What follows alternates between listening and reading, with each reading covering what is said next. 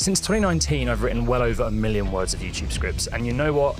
I still find making videos hard. But over that time, I've discovered some unconventional growth tricks that I really wish I'd known sooner, because they unstick you when you're feeling stuck, and they enable you to just get that video made and posted. To prove the power of this first one, which is probably the ultimate YouTube productivity hack, what I'm gonna do is set a timer for 2 hours and write a script. And then when that timer ends, no matter what state this is in, I'm gonna film it, I'm gonna edit it, and then I'm gonna upload it to this channel. And at the end, I'll reveal it to you, even if it's not finished. Which is gonna be interesting, because sometimes my scripts can take 8 to 9 hours to write, but I feel like showing you this productivity hack in action will allow you to judge whether or not it's effective or not. Okay, so let me explain how this productivity hack works so you can use it to save hours. Way back, some dude came up with this idea that if you give yourself a long time to complete a task, it will take you that long. But if you reduce your time, half it, even give yourself a quarter of the time that you would usually, you still get the same task done. This is because with less time, there is more stakes and urgency, so it causes you to focus on only the things that get the task complete. Whereas if I gave myself 8 hours to write, then I'd just end up on Discord chatting to people or on my phone or singing. It's getting on in public. It's known as Parkinson's law, and it's backed by science. So the next time you start making a video, set a time limit. That might be for ideation or writing or editing. You need to make sure it makes you feel almost uncomfortable and witness yourself achieve productivity levels you didn't think were possible. Always turn your email off, because it's you're just gonna get distracted. 2 hours isn't that long.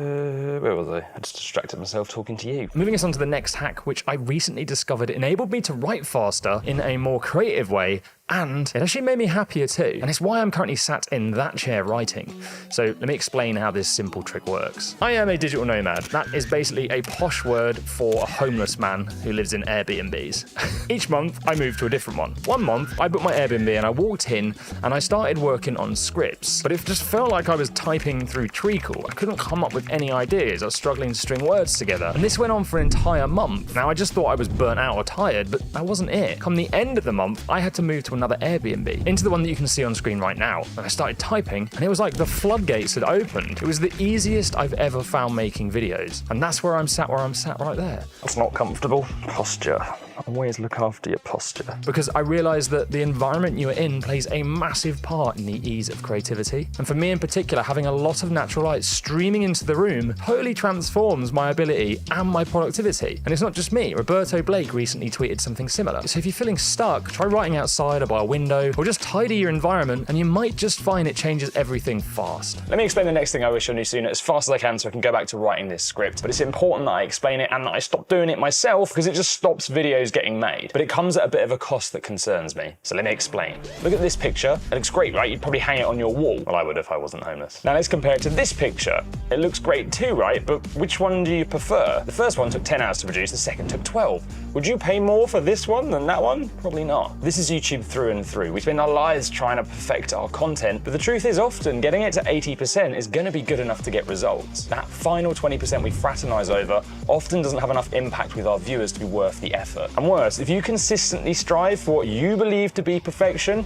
it wastes a ton of time and it could actually just stop you making videos, and that is the whole point of this game. And let me tell you a little secret. In my most viewed video of all time, I'm out of focus. I don't even think anyone ever commented on it. So that's the strategy I'm gonna be using on this script, and it kind of scares me because I've not posted a video to Film Booth for a while and I don't want people to be like, oh, he's lost it. Bringing us on to the next thing you'll wish you knew sooner, because if you can just accept this to be true, this happens, and this happens. And I know it does, because that's the data of people I work with, and I have hundreds of wins all caused by the same change they all made. So I want you to imagine there's this one skill you can learn to explode on YouTube that won't just blow up your channel, but also your social media, your business. It's going to help you find editors, writers. It'll even land you more dates. I'm not even kidding. You can use it on Bumble too. And it's why I have no matches. Too handsome for this stupid app anyway. It's also why in Hollywood, when they make 99% of films, they don't give actors a list of bullet points to just riff and tell the entire story from. Instead, they write a script to ensure that viewers are always 100% engaged and invested. Because if they're not, they get a massive flop. Oh, apart from the classic French film from the 1920s, that was off bullet points. Shut up in the comments, you. Now, YouTube's the same, but here writing scripts is 10 times more powerful, because when you practice hooks and setups and retention tactics, you can then use these in your social media posts to get attention, as well as your marketing, as well as your emails. So writing for educators is the most powerful YouTube skill on the planet. You just have to get over the initial learning curve, and you will be on the fast-track road to Successville, Tennessee. Oh, it's got a match. Julia from Successville, Tennessee. It's not real, is it? Julia's not, she's not real. Here's a little tip for writing. So what I'll do is I'll write a few lines and I'll go back and I'll just present them out loud like I'm talking to you. Like, he just went out there and documented himself doing it and the results were incredible. You can kind of hear it in your own voice, and then I'm always usually thinking at the same time, can I make this paragraph a bit shorter? Can I make it simpler? But often what I'll do is I'll just write the first version and then I'll go back, and then the second round where I'm starting to edit it, that's what I'm thinking. More dramatic words, is this entertaining? Is it informative? And how do I make this shorter and more to the point? That's kind of it. Okay, so the next thing I wish I'd known sooner, it would have helped me post content more often and make better videos that got more views with less effort, much less. So let me explain. Have you ever made a video and you just kind of like rushed it out? You put way less effort and thought into it and it absolutely took off and outperformed all those other higher effort videos you've made in the past. What most people do when this happens is instantly tell themselves, Oh, good. I don't have to put much work into my future videos now. The viewers want that. but the reason people think this low effort video has worked so well is incorrect. Now I realized what was actually happening here when I went through a bit of a growth plateau. So years ago, I blew up pretty fast, and some of you sexy legends who have been watching me for years, you might remember. And then, like most of the moment channels, my views suddenly slowed down and I was kind of like... One day I was trying to find a pattern in all the biggest videos as to why they'd done so well so that I could try and make this comeback. And I said to someone, All my best performing videos were the easiest ideas I ever came up with. They practically wrote themselves. and that is when it clicked. When coming up with ideas, or writing, or editing, the best ideas are often the ones that come to us with the least friction. This is why those low effort videos people make do really well, because they went with the most obvious idea and didn't overcomplicate things, and it worked. So the next time you get stuck anywhere on YouTube, just ask yourself this: is this a struggle because it just doesn't really work and I'm trying to force it? Or should I just go for something more obvious and put that on the back burner for another time? But a word of warning, this doesn't mean make what you want. You still need to research and find the right videos to make and understand your audience, but when you have that down, trusting your instincts could be your secret sauce. But what if things get so tough you just can't get unstuck? So I'm halfway through the time limit now and things have been going pretty well, but I've got to a point where I've just kind of hit a block. I'm struggling to come up with a way to make this more interesting so that you guys will hit the like button. Hit the like button. Hit the like button. You know. But this next thing I wish I knew sooner, you're gonna love, because it's gonna get me out of this mess, it's gonna get you out of overwhelm too, and the best thing about it is you just stop writing. And the even better thing about it is, for me, I get to go on one of these. There she is, my baby. These are the best things about Dubai. So sometimes I just fly around Dubai on these things at night when I'm bored. Try and set like a record for the time I'm getting around the marina on. Today I'm going to try and get a 112 to defeat Mark Risley. I've never even seen a 113. If you get that reference, you need to comment. Here we go, the 112. I'm typing a storm on the line. The key is to not kill anyone. It's a bad idea to kill people in the UAE. Ladies, believe it or not, this is actually the hack, flying around on one of these. And now I will stop wasting time flying around on my cool scooter. And I'll go back to explain why you should do it too. But first, maybe one more lap. Yeah. Move it, bozo. All right, we'll stop here.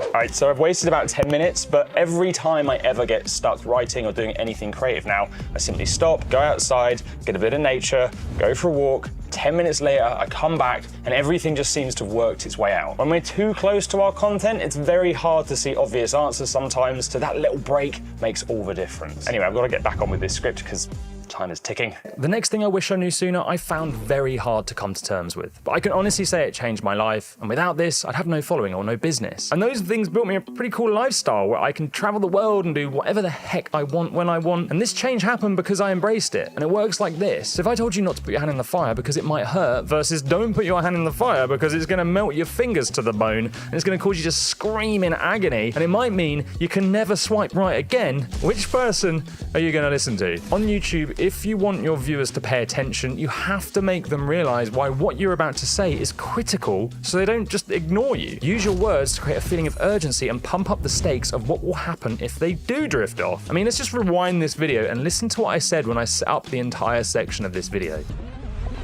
But I can honestly say it changed my life, and without this, I'd have no following or no business. And those things built me a pretty cool lifestyle where I can travel the world and do whatever the heck I want when I want. And this change happened because I embraced it, and it works like this. Can you see what I did there? If you make it sound like they're gonna get an average result or just solve an average problem, you're gonna get an average response. Okay, there's the time up. Is it as refined as I'd like? No. Is it as funny as I like? Not really. Is it a bit too long? Yes. Is there some bits I probably would have just completely cut out? Definitely. But there are some fun moments in there, and there was one thing that I've done where about 18 months ago I came up with the idea for it, and I finally found a place to put it into a video. I think you're gonna like it. But before I reveal it to you, I just want to hit you with one more thing I wish I'd known sooner, because this is a real channel killer, and sadly, it's caused by people like you. So let me explain. So when I broke out on YouTube, every video got the same handful of comments. Ed, this editing's too fast. And you know what? They were right. I actually thought it was too fast too. But the thing is, the channel was growing faster than ever, so what am I supposed to do? Listen to the 5 or 6 people saying it's too fast, or the hundreds of thousands who were saying nothing?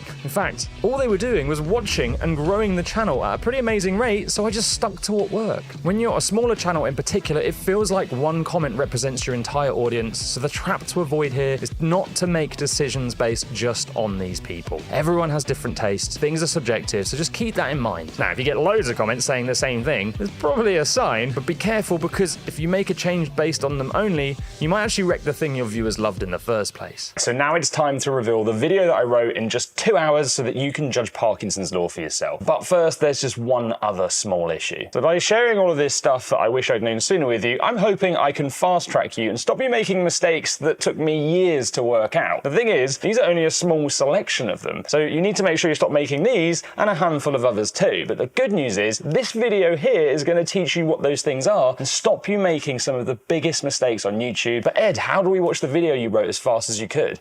Well, you just did. Bum, bum, bum. All right, so I'm currently at my dashboard on smmshiba.com, and do not get confused by the website names. SMM Shiba and SMM Dodge are actually the same website. So all you have to do once you've created yourself an account here is to go on list, click on this category icon, select, and here you want to select something, basically any option that says from with video. So I'm going to choose this one right here. And this should be already fine, 2014, 2017, yeah. Now I'm gonna click on buy, confirm, and now you can go onto your product orders and you will see this is pending. All right, the order is now completed. This didn't even take 2 minutes. What you want to do now is you want to copy that ID, and we want to be organized, right? Especially if we have multiple channels, you will not find them again. So make sure to save it somewhere.